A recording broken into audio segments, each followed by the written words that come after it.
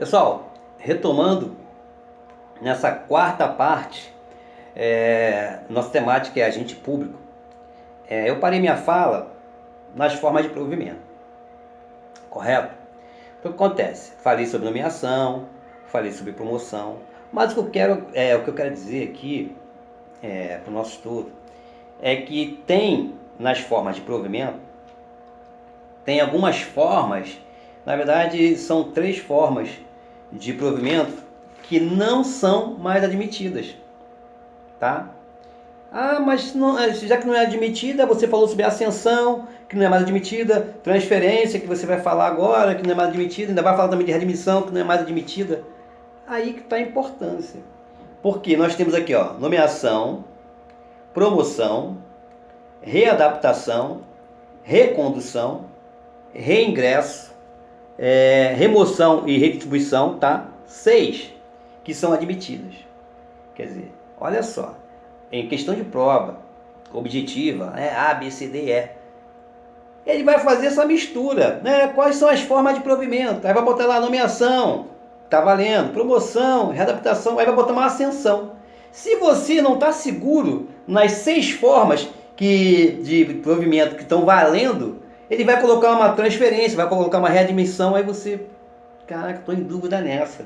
Aí tá lá, somente uma alternativa está correta, tá lá, nomeação, promoção. Então você tem que saber as que não é mais admitida, para se tiver na resposta, você já corta logo, bom, ascensão, forma de provimento, aí vai fazer aquelas combinações, né? Readaptação, recondução, reingresso, readmissão, readmissão não. Letra B, promoção, readaptação, ascensão não, vai cortar. Então por isso, né, que eu tenho que falar as formas de provimento que não são mais admitidas, justamente para você identificar caso caia na prova. A alternativa, né? Prova objetiva, né? Entendeu? Então isso aí eu tenho que falar por causa disso. Então eu falei sobre a nomeação, tá valendo, né? Aí eu falei sobre a promoção, que também está valendo. Falei sobre a ascensão, que não é mais admitida na primeira parte. Na primeira parte não. Na terceira parte, que foi na aula 3. Né? Com certeza na aula 3. E vou começar agora a transferência, que também não é mais admitida, mas que você tem que saber, porque se vier uma combinação, uma questão objetiva, A, B, C, D, E e tal, e vai dizer assim, quais são as formas de provimento? Se você estudou o assunto, domina tudo, você vai saber o que vale e o que não vale. Mas a banca que faz a prova, né? O teu professor ou professora de direito que faz a prova, ele vai colocar aqui para te confundir. Vou botar aqui uma transferência, vou botar aqui uma ascensão, vou botar aqui uma readmissão junto aqui, porque se ele tiver na dúvida em uma, ele de repente vai errar. Pegadinha, né? Entendeu? O parentesco nem é questão de derrubar o aluno, é para saber se ele domina, saber o que está valendo, o que não está valendo em termos de forma de provimento, beleza? Então vou começar a minha fala, como diz minha professora de sessões, a minha fala, falando sobre a transferência, que não é mais admitida, mas que o acadêmico, o concurseiro, a concurseira, o abeiro, a abeira que vai fazer o AB tem que saber, tem que dominar o assunto, tá? Então tá, transferência não é mais admitida. O sujeito sai de um cargo para outro de mesma denominação, mas de quadro funcional diverso, ou seja, diferente, né? Vai para outro ente, né? Outro ente. Não é mais admitida. Também só é admitida pelo STF se mediante a aprovação em concurso, tá? Mas não é mais admitida, tá? Só admitida pelo STF se mediante aprovação em concurso. Ok? Readaptação. O sujeito muda, tá valendo. Readaptação tá valendo. O sujeito muda de cargo em virtude de limitação física ou psíquica sofrida. É espécie de provimento de derivação, né? Derivado horizontal ou derivação horizontal, dependendo da doutrina que você adota. Pois o servidor muda para outro cargo com atribuições, responsabilidades e remuneração semelhantes. Recondução, também está valendo. É o retorno do servidor estável a cargo anteriormente ocupado, seja por inabilitação em estágio probatório no novo cargo ou por reintegração do antigo titular do cargo. Né? Ele é reconduzido. Ou seja, ele é um exemplo hipotético. Ele é militar, né? Servidor federal, militar, né? Forças Armadas. Ele passa por TRE, TRT, Tribunal Regional Federal, um concurso na analista tal, não sei o que, o cargo técnico, enfim, ele passa no concurso público. Não é aprovado, né? Ele não consegue passar pelo estágio probatório, né? Inabilitação em estágio probatório no novo cargo. Aí ele faz o que? Ele é reconduzido para o seu cargo de militar. Ok? Federal. Beleza? Para ilustrar, tá? Reingresso. Tá valendo reingresso. Pode se dar na forma de reintegração, quando a demissão é inválida, aproveitamento, quando jogam o sujeito que estava em disponibilidade em algum cargo depois do seu antigo cargo ter destino, e reversão, quando o aposentado volta a trabalhar, restabelecimento por laudo médico do servidor aposentado por invalidez ou vício de legalidade no ato que concedeu a sua aposentadoria. Então vamos lá, vamos botar lá reingresso, chavezinha, tá? Reingresso, chave. Como é que se dá a forma de reingresso? Através da reintegração, através do aproveitamento e através da reversão. Reversão é quando a pessoa foi aposentada, exemplo, aposentada por invalidez, problema de saúde, foi aposentada. Só que aí, né, faz uma nova perícia e vê que ele está apto. Ele vai ser revertida aquela aposentadoria para voltar para ativa. De inativo ele passa para ativo, beleza? Aproveitamento, quando jogam, que também é uma forma de reingresso, reingressar no serviço público, né? Aproveitamento, quando jogam o sujeito que estava em disponibilidade, por exemplo, vamos colocar em disponibilidade, vamos pagar aí só 80% do salário dele e vamos colocar em disponibilidade. Esse ministério agora não vai existir mais e tal, enfim.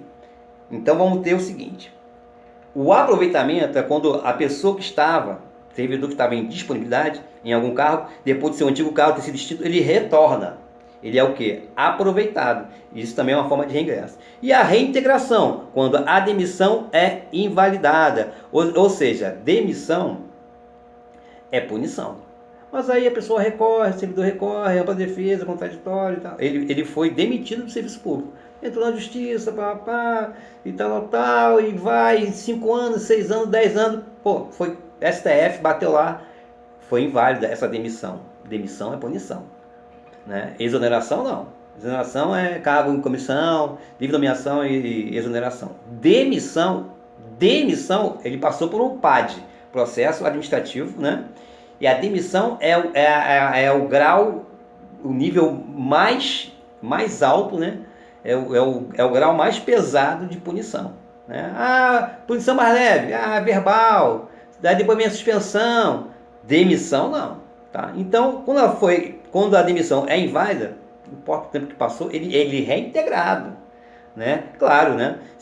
A data limite para trabalhar é 70 anos, depois é expulsória, que na verdade é compulsória. A gente fala expulsória por uma brincadeira, mas a compulsória até 70 anos. Depois de 70 anos, ele é compulsoriamente mandado embora. Administração, né, na administração, funcionário público é até 70 anos. Tá? Agora eu vou falar sobre a readmissão, que não é mais admitida, mas para guisa de conhecimento, né, vem uma questão lá, readaptação, tá valendo. Recondução, forma de provimento, tá valendo. Reingresso, tá valendo. Forma de provimento. Aí vem lá, readmissão, readmissão não, risca, tá errado essa questão, porque readmissão, juntamente com ascensão, transferência, não são mais admitidas. Você tem que saber que ascensão, transferência, readmissão não é mais admitida como forma de provimento. Provimento, preenchimento. Prover, preencher. Ok? Então vou falar sobre readmissão. Não existe mais, para efeito de conhecimento.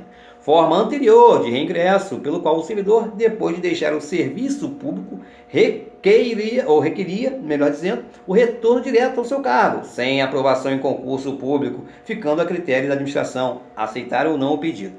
Bom, vamos falar da remoção e redistribuição que está valendo, como forma de provimento, forma de preenchimento, tá ok? Que é um provimento, fato administrativo que traduz o preenchimento de um cargo público, regido pela Lei 8.112, o qual é produzido por um ato administrativo da autoridade competente, o chamado ato de provimento, ato de preenchimento. E a remoção e redistribuição é uma forma desse preenchimento. Bom, não são formas de provimento derivado por não ensejarem investidura em nenhum cargo. Elas, remoção e redistribuição, tratam de hipótese de deslocamento do servidor. Deslocar o servidor de um lugar para outro. Na remoção, ele é deslocado no âmbito do mesmo quadro. E na redistribuição, o deslocamento é efetuado para quadro diferente. Em qualquer caso, o servidor continua titularizando o seu cargo, o que não ocorre nas hipóteses de provimento derivado.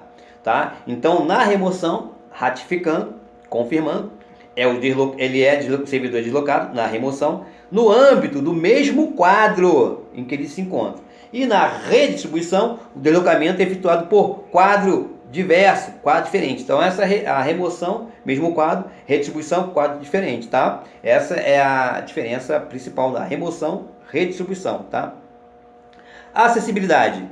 Quem e como se pode ter acesso a cargos, empregos e funções públicas? Questão de prova, né? Tanto discursiva quanto objetiva. Bom, segundo o nosso texto da Constituição da República Federativa do Brasil, o texto original, limitava aos brasileiros o provimento de cargo, empregos e funções. No entanto, desde a emenda constitucional número 19 de 98, passou-se a admitir a acessibilidade aos estrangeiros na forma da lei, né, norma de eficácia limitada. Importante. Essa lei regulamentadora só existe quanto à admissão de professores e pesquisadores estrangeiros em universidades públicas. A condição de acessibilidade aos cargos e empregos da administração direta e indireta é o concurso público, tanto para os brasileiros quanto para os estrangeiros. Há casos excepcionais, importantes, no entanto, onde não há necessidade de concurso para o preenchimento de vaga no serviço público. É claro que vai estar prevista em lei, é óbvio, é princípio da legalidade. Cargos eletivos, trata-se de escolhas políticas. Cargos e empregos em comissão são aqueles de livre nomeação e livre exoneração. Exoneração ad nutum.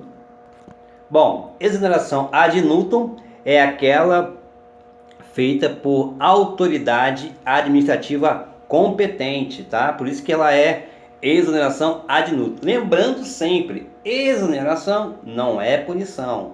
Demissão, sim, é a punição mais grave que tem a demissão do serviço público. Mas para chegar na demissão tem todo o que? O PAD, processo administrativo, ok? Tá? Bom, no caso dos cargos e empregos em comissão, até 1988, eram chamados de cargos de confiança. Servidores temporários, aqueles que é uma exceção, não tem concurso público, tá? É um caso de emergência, né, da administração, é o exemplo das pessoas que combatem, né, a dengue ou a malária, um foco, né? Então, são servidores temporários, é uma exceção, porque normalmente você, para ser um servidor público, você tem que passar por um concurso público. Servidor temporário, lembrando sempre que ele é uma exceção, bota um asterisco lá, importante, tá ok? Servidores contratados com prazo determinado, por isso que ele é temporário, não é efetivo, né?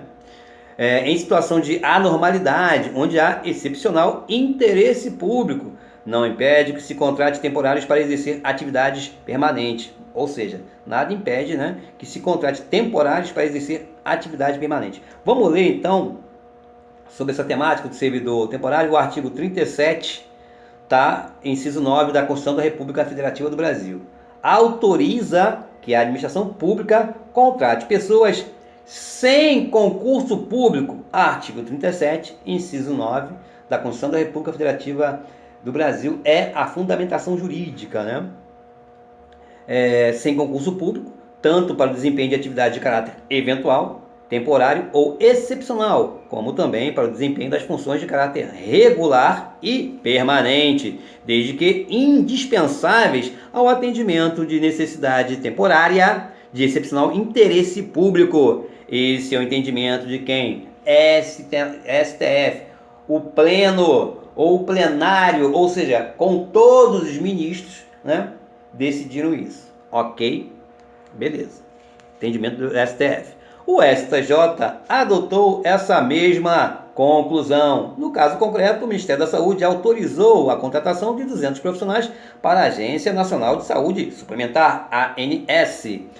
O Sindicato dos Servidores Públicos impetrou um mandado de segurança contra este ato, alegando que os servidores estavam sendo contratados para análise de processos administrativos do órgão, o que não é uma atividade temporária, mas sim permanente, e, portanto, não se enquadraria no artigo 37, inciso 9 da Constituição da República Federativa do Brasil de 88, devendo ser desempenhada por servidores estatutários da autarquia, ou seja, efetivados, que passaram pelo concurso público, né? Estabilizados, efetivados. O mandado de segurança foi julgado improcedente. Segundo decidiu o STJ, admite-se a contratação por tempo determinado para atender a necessidade temporária de excepcional interesse público, fundamentado no artigo 37, inciso 9 da Constituição da República Federativa do Brasil. Tá? Ainda que para o exercício de atividades permanentes do órgão ou entidade. No caso concreto, as contratações temporárias se fazem necessárias em decorrência do crescente número de demandas e do enorme passivo de procedimentos administrativos que estão parados junto à ANS. Ademais, o quadro de pessoal da agência já está completo, inexistindo, portanto, cargos vagos para a realização de concurso público. Isso foi um entendimento, né, de uma decisão do STJ, a primeira sessão, falando sobre esse mandado de segurança que foi impetrado. Beleza? Pelo sindicato. Bom, se o contrato foi resilido por conveniência da administração antes de seu tempo final, deverá o servidor ser indenizado no valor de metade da remuneração que teria direito ao término do contrato. Ele quer dizer o seguinte: se o contrato for resilido por conveniência da administração, ou seja, se ele foi contratado temporariamente para trabalhar 6 meses, exemplo hipotético, e trabalha só 3 meses, porque em 3 meses já resolveu, não tem problema nenhum. A administração pública pode resilir, né? Conveniência, livre conveniência, antes do seu tempo final, que era 6 meses, em 3 meses, 4 meses já resolveu, beleza. Deverá ele ser indenizado no valor da metade da remuneração que teria direito até o término. 6 meses de contrato, exemplo hipotético, trabalhou 4 meses, ele vai receber esses 2 meses aqui, metade do salário, tá? O termo, o tempo, revogou aquele tempo de 6 meses. Em 4 meses resolveu, resilido por conveniência da administração antes do tempo final, 4 meses resolveu o problema, deverá o servidor ser indenizado no valor da metade da remuneração, esses 2 meses que faltam. Beleza? Bom, de quem é a competência para julgar litígios decorrentes dos contratos temporários? Sabemos que as pessoas que foram contratadas por tempo limitado, ou seja, contratos temporários, está lá no artigo 37, inciso 9 da Constituição da República Federativa do Brasil. Está lá, em verbis. A lei estabelecerá os casos de contratação por tempo determinado para atender a necessidade temporária de excepcional interesse público. Bom, servidores estatutários. Quando falar servidor estatutário, Lei 8.112, beleza? Ou seja, titular de cargo público. Então, quando se fala em servidor estatutário, quando você lê servidor estatutário, 2 coisas. Titular, ele é o titular de cargo público, e Lei 8.112, Estatuto dos Servidores Públicos Federais. São julgados pela Justiça Comum, seja federal, seja Justiça Comum estadual. Por que é justiça comum? Porque não é a justiça especializada. Ah, qual é a justiça especializada? Calma que eu explico. Justiça especializada, qual é? Justiça do trabalho, justiça eleitoral, justiça militar. Então é justiça comum. Beleza? Não tem nenhuma dor de cabeça quanto a isso. Tá. Servidores seletistas, ou seja, titular de qualquer emprego público. Servidor estatutário, cargo público. Servidores seletistas, emprego público. Servidor seletista é regido por quem? CLT, né? Importante. São julgados pela Justiça do Trabalho, que é uma justiça especializada. Justiça especializada. Então essa, olha só, já temos aqui, ó, quadro sinótico aqui, ó. Servidor estatutário, titular de cargo público. Servidor seletista, titular de emprego público. Servidor estatutário é 8.112. Servidor seletista é CLT. Servidor estatutário, justiça comum, estadual ou federal, dependendo se for, né, servidor federal, justiça federal. Então quer dizer, justiça comum. Servidor seletista, justiça do trabalho. Por quê? Porque é especializada, justiça especializada e não comum. Especializada por quê? Porque ele já tem, se ele é regido pelo CLT e tem uma justiça do trabalho para isso, tranquilo, beleza. Os empregados seletistas, né, de pessoas jurídicas de direito privado, administrações da administração indireta, são julgados pela Justiça do Trabalho. De novo, os empregados seletistas, por que seletistas? São regidos pela CLT e não pelo Estatuto dos Servidores, Lei 8.112. Os empregados seletistas de pessoa jurídica de direito privado, administração indireta, já sabemos qual é a administração direta: fundações, autarquias, sociedade de economia mista e empresas públicas. Pessoas jurídicas de direito privado, administração indireta, são julgados pela Justiça do Trabalho, que é uma justiça especializada. Ok? Ok. Estou com tempo? Estou. A Justiça Comum, federal ou estadual, tá? Vou botar aqui federal ou estadual, é competente para processar e julgar causas em que se discuta a validade de vínculo jurídico administrativo entre o poder público e os servidores temporários. Dito de outra forma, a justiça competente para julgar litígios envolvendo servidores temporários são aqueles previstos no artigo 37, inciso 9, da Constituição da República Federativa do Brasil, sem concurso público, né? Esse detalhe. Isso é uma exceção. A regra é servidor público através do concurso público, Estatuto da 8.112, enfim, concurso público, se é admitido. Bom, a justiça competente para julgar litígios envolvendo servidores temporários, segundo o artigo 37, inciso 9, Constituição da República Federativa do Brasil, e a administração pública é a justiça comum, podendo ser estadual ou federal, né? Se for um órgão federal, justiça federal. Se for um órgão estadual, justiça comum estadual. A competência não é da Justiça do Trabalho, ainda que o autor da ação alegue que houve desvirtuamento do vínculo e mesmo que ele formule os seus pedidos baseados na CLT ou na Lei do Fundo de Garantia por Tempo de Serviço. Isso foi importante porque é uma decisão do plenário do STF, né, com todos os seus ministros ali. Ok? A competência não é... A justiça comum é competente para processar e julgar causas que se discuta a validade de vínculo jurídico administrativo entre o poder público e servidores temporários. Está lá no artigo 37, inciso 9. A competência jamais, em tempo algum, será da Justiça do Trabalho, ainda que o autor, né, o servidor temporário, autor da ação, servidor temporário, alegue que houve desvirtuamento do vínculo e mesmo que ele formule os seus pedidos baseados, né, na CLT. CLT, emprego público, servidores seletistas. Mesmo que ele use a CLT ou a lei do Fundo de Garantia por Tempo de Serviço. O STF, nossa Suprema Corte, já bateu o martelo dizendo que não é a justiça especializada do trabalho. Tá? O STF, mesmo que tais, segundo o STF, mesmo que tais contratos tenham sido prorrogados sucessivamente, servidores temporários, prorrogação, acabou o tempo de 6 meses, aumentou mais 2 meses, para 4 meses, mais passando para 6 meses, enfim. Mesmo que tais contratos temporários, tá? temporários tenham sido prorrogados sucessivamente de maneira irregular, ainda assim persiste o caráter jurídico administrativo do vínculo, de modo que a competência é da justiça comum. Importante pra caramba, bota uma caveirinha lá, precisa nem caneta marca-texto, é caveirinha para você ter atenção e bota lá IPC, como eu acabei de fazer aqui, ó. Mesmo que tais contratos temporários tenham sido prorrogados sucessivamente, ou seja, 6 meses, contrato inicial, aí passou para mais 4 meses, ou seja, foram prorrogando sucessivamente de maneira irregular, mesmo irregular, ainda assim persiste o caráter jurídico administrativo do vínculo, de modo que a competência é da justiça comum, né?